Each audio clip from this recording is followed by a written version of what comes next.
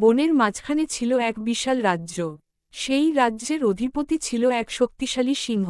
তার গর্জনে কেঁপে উঠত গাছপালা, নদীর জল থমকে যেত। সবাই তাকে ভয় পেত, কিন্তু খুব কমই ভালোবাসত। কারণ সিংহ নিজের শক্তির গর্বে কারো কথা শুনত না, কারো দুঃখ বুঝত না। একদিন প্রচণ্ড খরায় বন শুকিয়ে গেল। নদীতে জল কমে এল, ঘাস পুড়ে গেল রোদে। হরিণ, খরগোশ, হাতি সবাই কষ্টে পড়ল। তারা একে একে সিংহের কাছে গিয়ে বলল, রাজা, যদি শিকার একটু কম করো, তাহলে আমরা সবাই বাঁচতে পারি।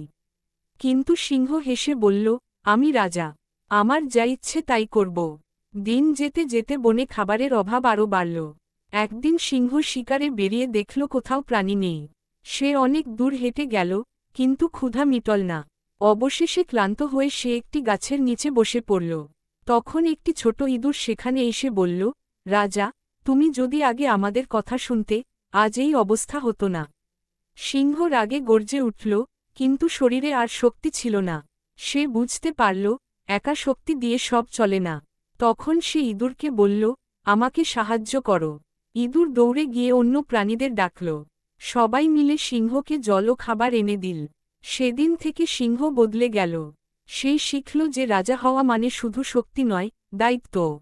সে সবার কথা শুনতে লাগল, বনের নিয়ম বানালো যাতে কেউ কষ্ট না পায়। ধীরে ধীরে বন আবার সবুজ হয়ে উঠল, প্রাণীরা শান্তিতে বাস করতে লাগল। সিংহও বুঝল, ভালোবাসা আর সম্মান শক্তির চেয়েও বড়।